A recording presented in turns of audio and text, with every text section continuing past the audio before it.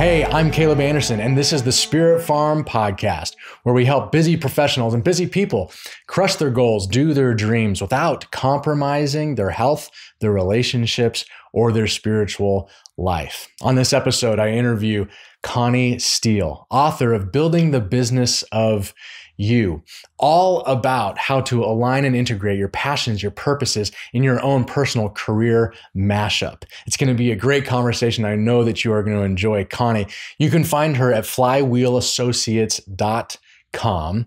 And I know you're going to love this interview. Before we get to it, let me make sure that you are aware that we have just launched a new coaching program, a coaching program that is 8 weeks long and is specifically geared toward busy professionals who are tired of feeling tired, who are tired of overwhelm, who are tired of anxiety, and who no longer want to operate in fear. And we know in this post-COVID era that that's a thing for many of us.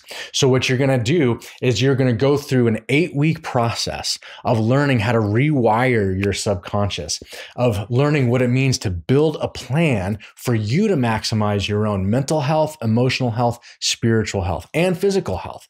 And I want to tell you all about it, and I want to do so on a personal call with you. 30-minute, maybe 45-minute, 30 to 45-minute free coaching call with me. You can apply for that call at spiritfarm.live/apply. spiritfarm.live/apply. And I will share with you the course, the coaching package, whether it's a fit for you or a fit for me. I look forward to having that conversation with you. Book the call in the next 48 hours. Let's get it done. Without further ado, let me introduce you to Connie Steele. Connie, thank you so much for joining me on the Spirit Farm Podcast today. I'm so glad to be here. Thank you so much for having me. Connie Steele, you just recently wrote a book called The Business of You, right? I did. And I want to get into that because I think it's very pertinent, relevant to this time, this day, as people, the pandemic, right? The pandemic exposed a lot of stuff for us, and some people lost jobs, but I think that a lot of people are rethinking their jobs. And one of my mentors said when I was in a job that wasn't quite working out, he said something really insightful. He said, "You might be in the wrong job, or you might be in the job wrong." That's great. Right? I love that. And either way, I know that you have resources and tips in the book and then even in this podcast that you can share with us. But I want to get to know you a little bit more first. So tell us about where you come from, how you grew up, and how you kind of got to writing a book about work and about helping people navigate how they present themselves in the market.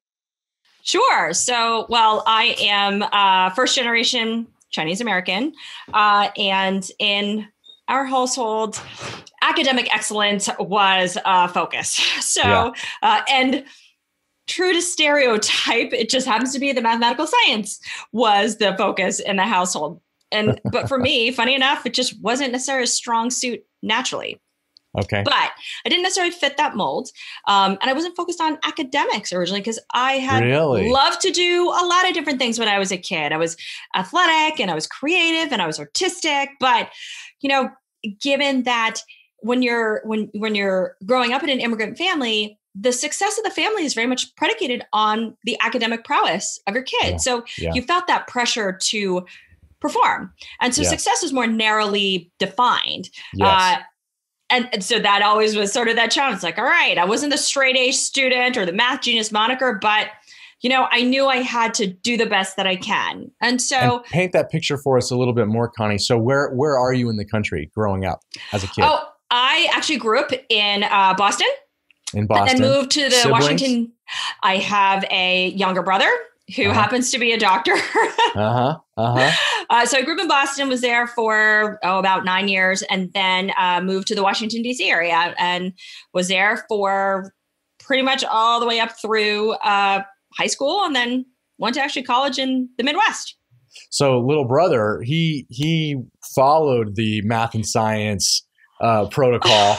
And whereas you're more, I want to experiment. I want to try different things. I'm interested in all this other stuff. And so how did that continue to play out? Were your parents supportive, or the pressure you felt, did that get to you? There was always a pressure to please. And you want you want your parents to be proud of you. Plus, I didn't have an understanding of what else you could do. It was pretty much that straight line of academic achievement, which I think many of us grew up with, which was, you do well in school, you go to a good university based on, that degree and the grades that should theoretically lead you to a great job. And that should set you off on your course for happiness, fulfillment, financial stability, and so forth. Right. So that's what I grew up with. And that was the understanding. Yeah. Yeah. And then how did it play out for you? Were you in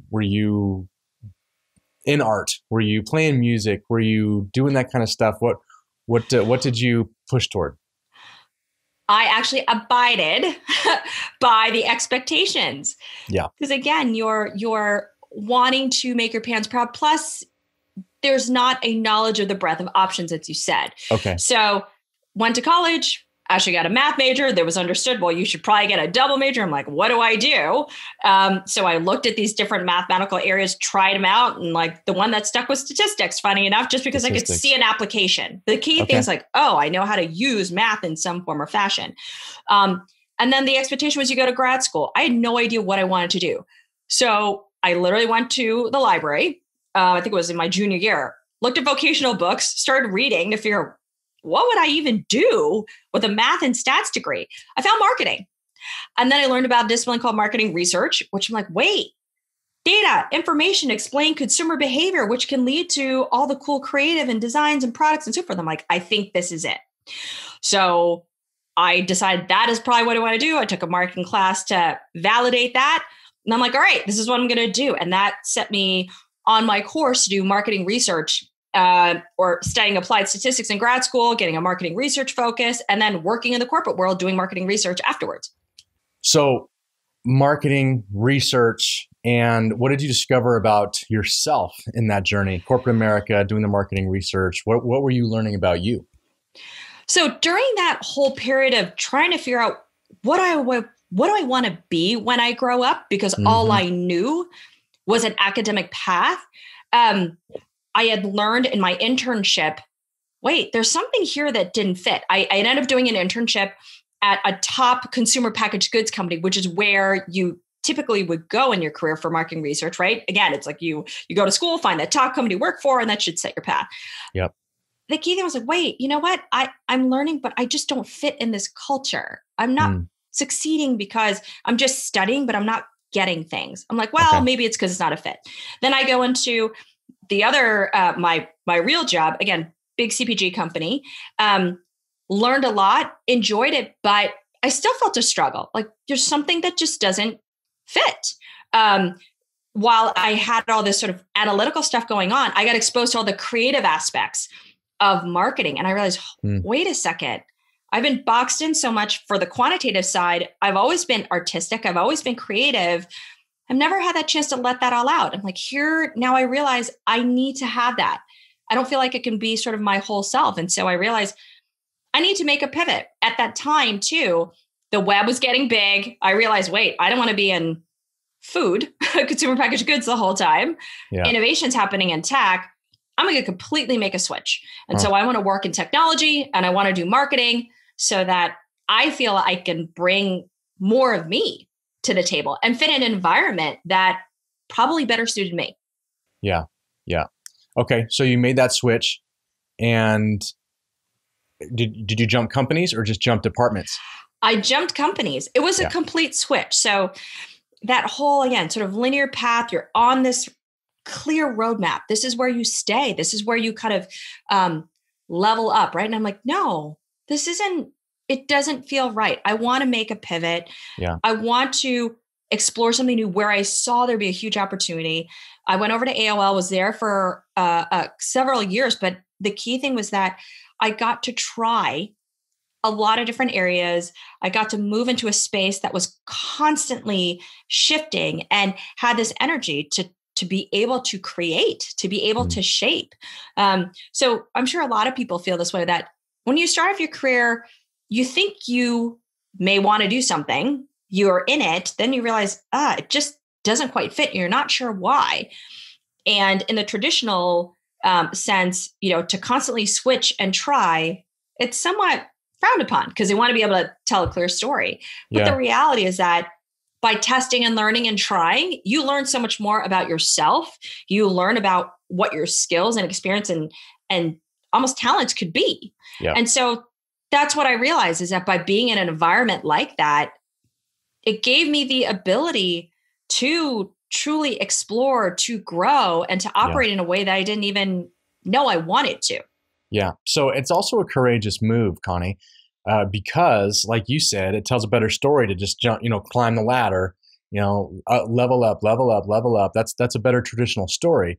But I find, and I'm even living this story, that a lot more people are willing to take those risks and make those moves these days to try new things. And we've known for a couple of decades now that they're less loyal to the big companies, but it does take courage to make a dramatic shift. And when your training, your background, whatever is over here, and then you don't have the credibility experience over here, you're usually, maybe it's a horizontal move, but oftentimes it's a step backwards. But you have to really believe that this is going to be better for me in the long run. I got to nurture my heart and soul. I got to be about my mental health. I want to take swings. I want to make the most of this one life. So how did you gear up yourself for this non-traditional, probably frowned upon in the corporate world and maybe also by your parents, this leap into a whole new direction? Well, so I would say that bigger leap after being in corporate for quite a bit of time. So with AOL and technology, fortunately, that sort of testing, learning, trying is one where it's more common. So I felt really comfortable. It was wonderful. But fast forward years later, and now this is 9 years ago, when I quit corporate altogether, I realized, wait, while I'm in a tech company, I am moving at this pace. There was a level of lack of fulfillment and an ability to be in a place that I could be the mom that I wanted to be. I had 2 kids at the time. I didn't feel that I was being able to deliver the most value that I could. And so at that time, to just up and quit was not common. And because I was in an environment where it was really stressful, it was unfortunately a culture that wasn't very supportive of its employees. So it was that decision, well, wait, do you continue down that path, find another job, could be the same thing, hoping it'd be better? Or do you say, I'm just going to do something different to align maybe a higher order goal, a higher order need? And so that was really the epiphany for me, is that, all right, I've been in corporate for a long time. I have been testing, learn. It's been great, but maybe I need to switch. And so it was this desire to have flexibility, to be able to be with my kids in the way that I wanted, is where that gave me the courage, and also the support of friends and family to do so. Plus, I also saw a lot of friends doing that too, because at that time, entrepreneurship was starting to get big. And I have friends who worked at AOL who are quite a few entrepreneurs. So that helped me a lot, but certainly I was definitely afraid to do so. Yeah. Well, you took that big step of courage, and then what did you do? Did you have a plan for what you wanted to make money doing entrepreneurship wise? So when I decided to make that leap, it was, I'm going to just do consulting, because I knew that jumping into anything in the future wasn't going to be the right thing. So there was a plan in that, all right, let's set the course. What would doing your own independent consulting business even look like? And how do you lay that out? Because you define what that goal is. My goal was to have more work-life balance. And so if I want more work-life balance, and then subsequently the way I could do that is through independent consulting, because doing a corporate job wasn't going to be it, then what are the strategies and subsequently tactics that you need to employ to get there? And that's really what happened. It was just sort of laying that out almost subconsciously, I guess, and then talking to people, getting out there, finding opportunities. But, at that time, it didn't seem obvious, but it was just having the clarity of what I wanted, that higher order goal. That was very clear. That was my compass. I was like, this is what I want. So I got to find a way to get there. And it wouldn't be the traditional route. Okay. And so you started Flywheel Associates. Is that when you started Flywheel Associates? Yes. I joined my husband who had started the company. And gotcha. You guys do it together. We do, but we actually do different things. So, I know people always say, husband, wife, like, how does that all work? Well, we do very different disciplines. So there's not a problem there. You guys make it work. So what's his discipline and what's yours? So his is on the finance, strategy, and operations. And so mine is more strategy and marketing and brand. Yeah. And brand. Okay. And so you guys will take a company and will you work with the same company and doing different things, or are you working with different companies? We typically each work with different companies. So, again, the path for him was sort of kind of my own, I should say. Both of us realized that we were in a corporate job. We didn't feel we were able to sort of reach our full potential and try in the way that we wanted to try or find some of those kind of higher order fulfillment elements. And so it's like, all right, we're going to choose this path. And, he has his clients and I have mine. Sometimes we end up working together, but it is all about helping scale up companies, bridge that gap between strategy and execution. Because you probably have found this too, that lots of people have great ideas, but it's about being able to bring them to life from idea to sort of inception and working with people on the ground floor to make that happen, not really puppeteering from the top or not just sort of, shouting from the bottom. It's like, how do you work together and say, here's the idea. How do we actually make that real and get on the ground floor with people to guide them, to train them, and to do so. Yeah, that's awesome. Now back to the fulfillment, because you've touched on that like 3 different times. That's really important.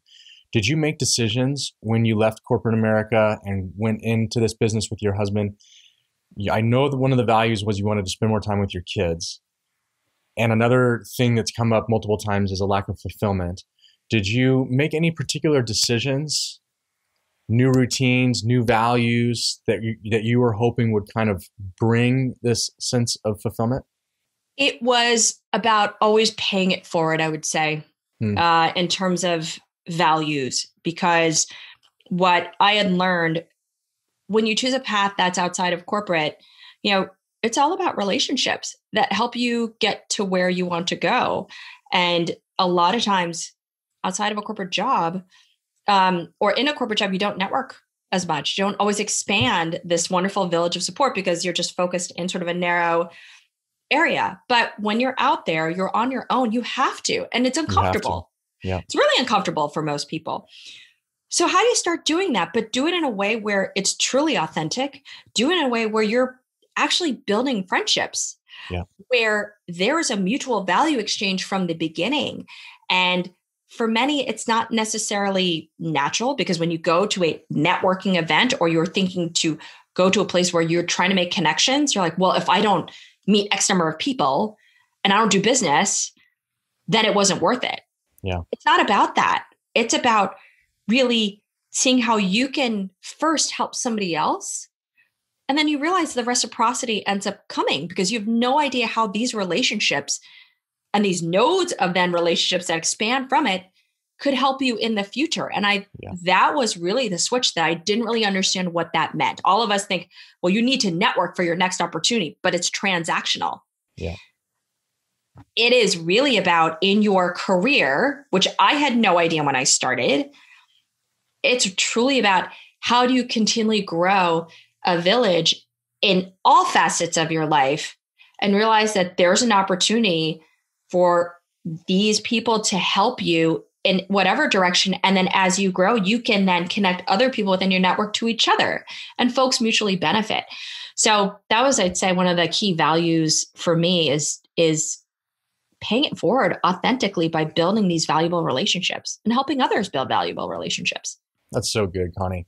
And I've noticed that as well. When I have spent time, you kind of get sucked into the vortex of whatever organization you're with.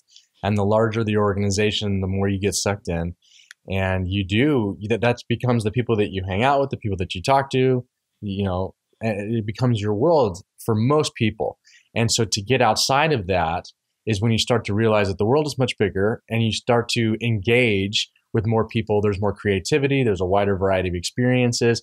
And there is the opportunity when you show up to serve, when you show up to give, to really build those relationships authentically.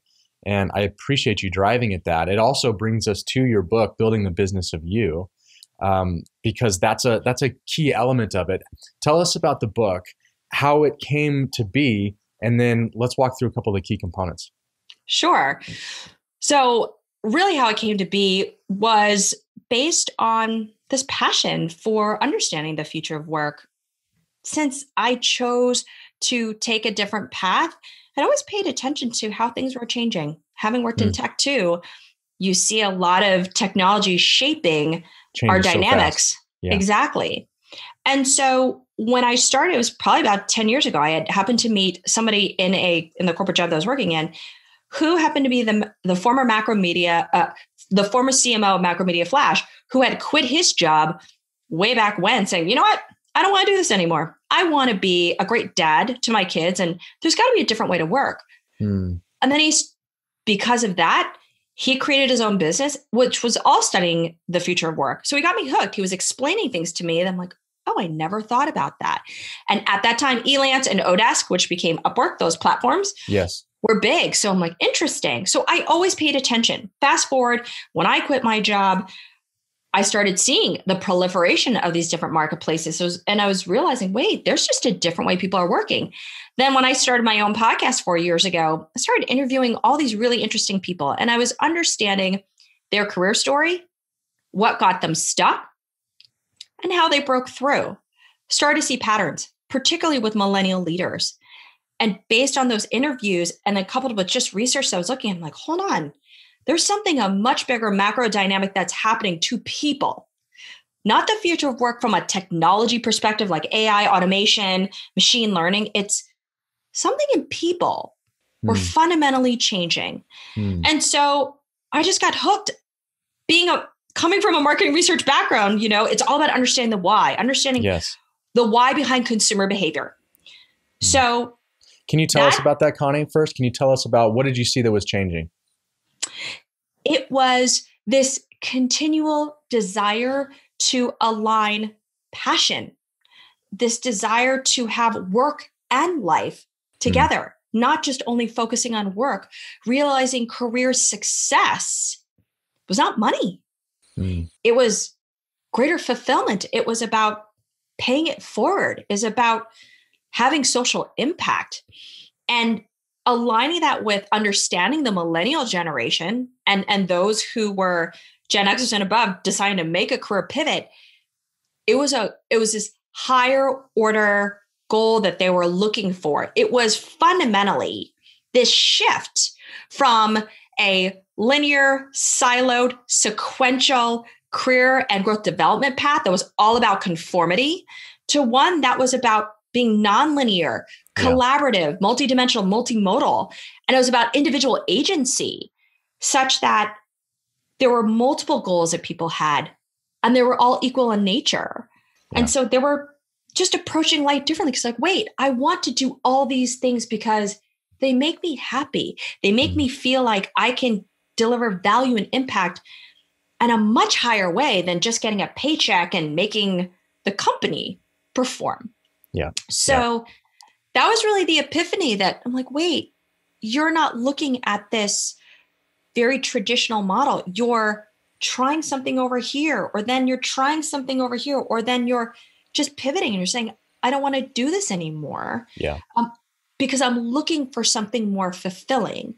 And therefore, I just saw that this agile and adaptive kind of movement in their journey was becoming more of the norm. And it was starting to explain where you hear, oh, millennials are job hopping here and job hopping there, or other people are switching around. I'm like, well, no, there's a reason for that. But I think the bigger thing too was that for me, having been in technology for so long, it started to register. I'm like, wait a second, because of how technology has become like electricity in our life. It's shifted the very traditional mode of in tech was called waterfall development, which was, you think of line workers, big chunk of work, you give it to one person, then it gives it to the next person, gives it to the next person, very sequential in nature, or stage gate decision-making, which is in big corporate companies. It was very siloed, is very linear processed, and everybody was in their boxes. Well, when agile development came along, which is constantly, you start small, you iterate, you have an MVP, you're just moving, it clicked. I'm like, wait a second. I lived when I started working where there wasn't like sort of full-blown technology. Now I've been in it. I've seen its evolution. I'm like, wow, now I see what's happening. And that when you have, a younger generation or even an upcoming generation, that's how they live. Their life, the big insights, life now is a constant beta. We are always evolving. We're always growing. We're always trying new things because we can. Everything on our phone, we're adding apps, we're taking apps off. We're watching new videos, we're learning things on YouTube, but maybe we're learning 5 new things at a time. We could take courses on anything that we want and could become a subject matter expert on whatever we want, whatever passion we might have. Yeah.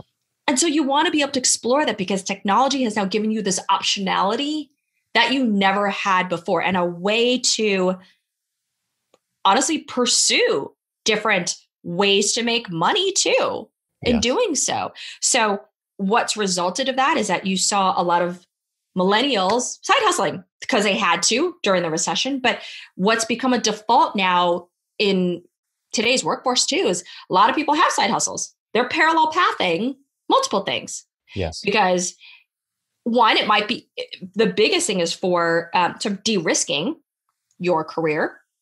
As we all learned in the pandemic, right? When you're singularly sourced, can be a bit challenging. But the other reason why people are parallel pathing things is because there's different interests we all have. It lets us be our whole self when we can do all these different things and it can reflect who we are. And that's what I call the career mashup. So some of those themes is that the future, what I noticed, the themes is the future is becoming fluid. The future is fluid. It's not about tech. It's not about automation. It's about fluidity. Because all of us are changing dynamically from our identity and so forth. And just to try to be relevant as culture, technology is changing culture so rapidly. Exactly. We have to be agile, and we have to. And most of us have also learned, even in addition to wanting to draw on what's in us and try different things and find fulfillment in that way, exploring those things. We've also learned that some of those big institutions that we've been associated with can't be trusted, and that it doesn't just work. Even if you do kind of the right things, it doesn't always work out. Exactly. Kind of the way the picket fence promise plans it. Exactly. And so I think that more and more people are wanting to take the reins, and there's the lack of trust around it impacting the corporate deal, impacting me, but also impacting environment or our data or whatever. There's just more skepticism. And so I like what we're seeing moving toward what you call this term that I thought was fun. Maybe you can tease it out a little bit for us. Portfolio careers, right? So how do you see that?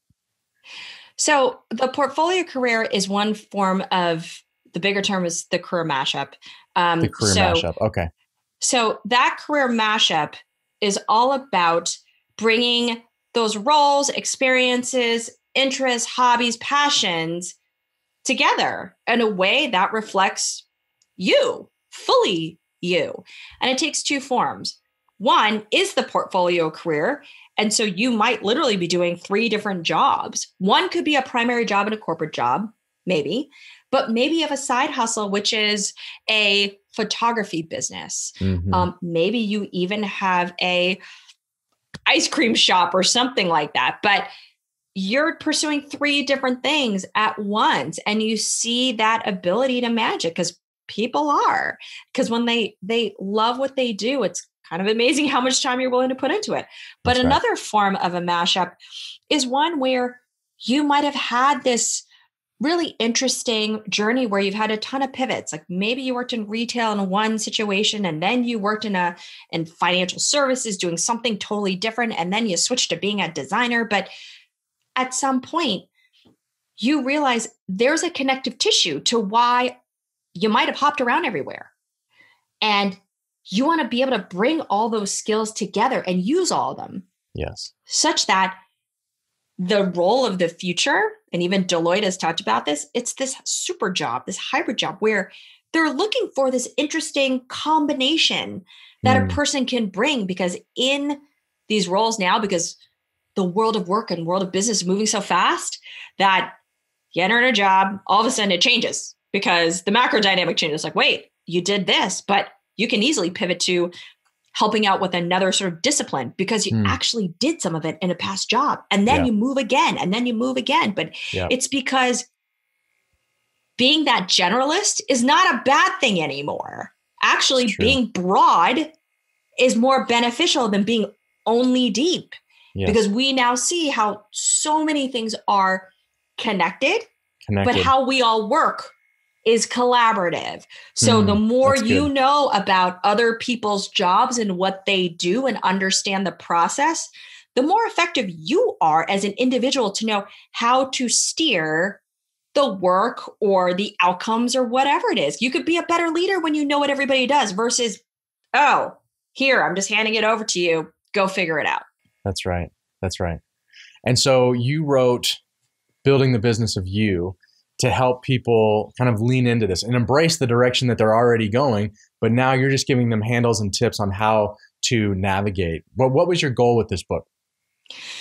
The goal was fundamentally, I'd say twofold. First of all, to share a perspective that I didn't believe that was out there on why people were taking a different path and navigating the world of work differently. Because it was just not being told at that human level. And it was all to fundamentally make people feel that there's nothing wrong with them. Because I think so much in society, it's like, if you're not fitting the norm, if you're not fitting into this box, whatever standard it may be, then you're made to feel that something's wrong with you. Yeah. When the reality is that, no, this is actually happening on a broader level. It's just, there's a movement occurring. Folks are just not realizing it. Yeah. So that was one. The second is to help bridge the gap between this impending change that will be the norm and older generations or more traditional sort of way of thinking, and realize it's coming. Yeah. I'm trying to help people understand that. And just like my company, it's about bridging the gap between strategy and execution. How do you help folks understand why versus it feels very much siloed sort of now. People want to be in their corner and say, well, you know, your generation or the way you work is not right because of X, Y, and Z. Right. Well, no, you don't get it because you didn't grow up with this. I'm like, there's some validity on both parties, but it's providing a more truly a data-driven perspective through stories, almost through my own story, as to why some of us never felt like we fully fit in to this traditional structure, and that there's nothing wrong with us. I think all of us in reality wish we could have. It just wasn't an option. So you either conformed or you decided to try something different, but many had to conform because you just didn't have the optionality before. Yeah. But it's changed because of technology. It's opened up such a world of opportunity. Yeah. So subsequently, I wanted to, again, be almost the voice for those who might not even know what's been going on, but to help bridge that gap that right now I know exists.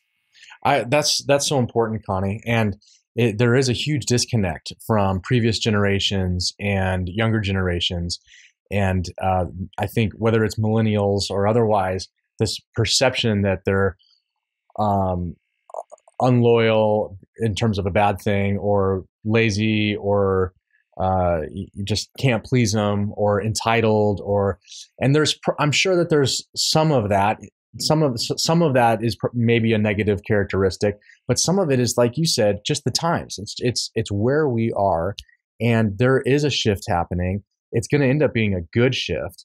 And so I appreciate that you're speaking to both sides, helping an older generation understand you don't have to fear this. You don't have to lament this. You don't have to be anti this younger generation, what they're trying to do.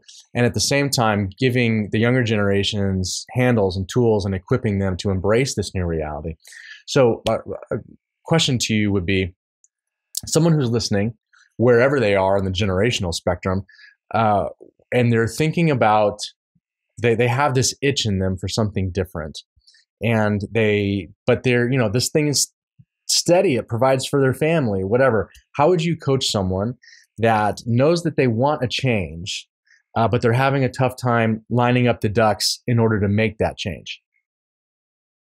The key thing, that's about strategic planning. So that's the other part of the book that's in there, is that in order to then create that optionality for you that you feel comfortable with, you have to operate as the CEO of you. Think of yourself as a business now, because right now, all of us are products and services on the web, whether we like it or not.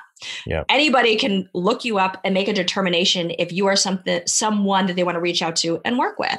So if you start to really understand, wow, I need to think about my own personal business planning. What does that look like? It starts off with, for somebody who is maybe want to take that path, start looking at trends. It's again, strategic planning of research and analysis, building a plan, and then execution. Starting off with, what are those areas that interest me? What are those industries that I'm passionate about? What's happening in those industries? What are their opportunities? So it's doing that analysis, just like a business analysis that you would do as a company. What's happening on a macro level?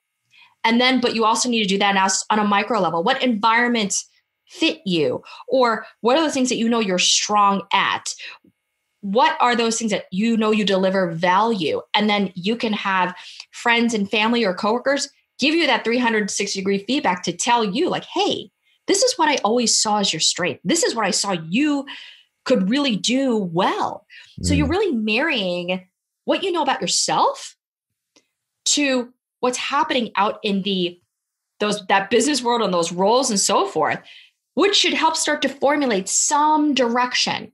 Yes. And then you put that into a plan to say, all right, well, if my goal is to try something, maybe try something that interests me because it will fulfill this need to do X, lay that out, lay out what those steps are, which will inevitably include probably networking with people, potentially learning new skills. But until you have a plan that says, this is what I'm trying to do, it's going to be hard for anybody to then actualize that.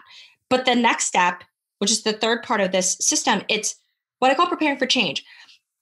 People get so excited about trying something new all the time, right? But as soon as you start to implement it, you're like, oh, wait, whoa, this is a great idea, but this seems really hard. Paper, but this is really hard. It's really hard, and I'm not sure I'm going to do well on it. And so, I'm just going to scrap that, even though it's been gnawing away at you. Yeah. And so the whole thing is understanding why. And many times it's just our own fear of failure. And so in that part of the book, it's about understanding the root cause of what's holding you back. And many times, again, fear of failure, fear of shame, fearing anxiety. But the big thing is catastrophizing the outcome, because it may be, if I do this outcome will happen. And the question is it likely to happen, or are you thinking it's going to happen? And so you play out those scenarios, and then you can objectively realize, oh yeah, it's all in my head. Okay. Now what you do is realize, well, what's the small thing? You break down this seemingly big idea that you're thinking you want to do, or a big switch. The reality is it takes a lot of different steps to get there. Sure. What if you broke it all down step by step and start tackling the things that make you the least afraid? And you just chip away, chip away, chip away. That starts to help you get through the fear psychologically as well, because all you're trying to do is build confidence. The reason why you're not moving forward is that you're not confident. that you can do it. That's right.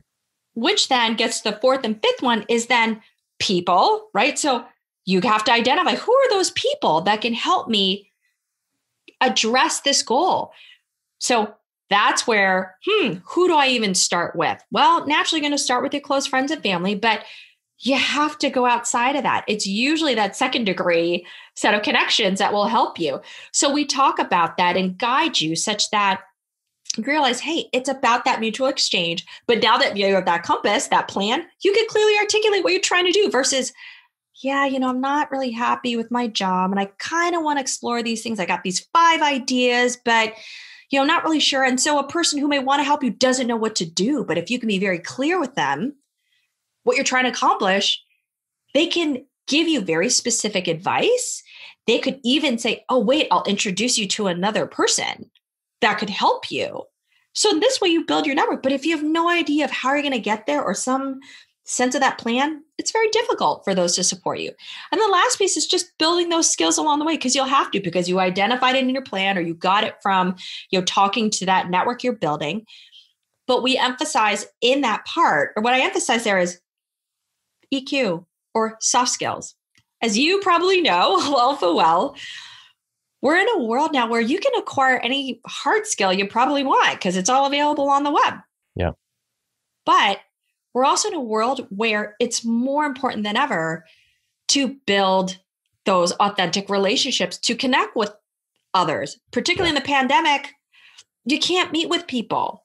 So you have to figure out how to create that sense of connection digitally. Yeah. So to build those skills of emotional intelligence, which nobody's ever taught in school,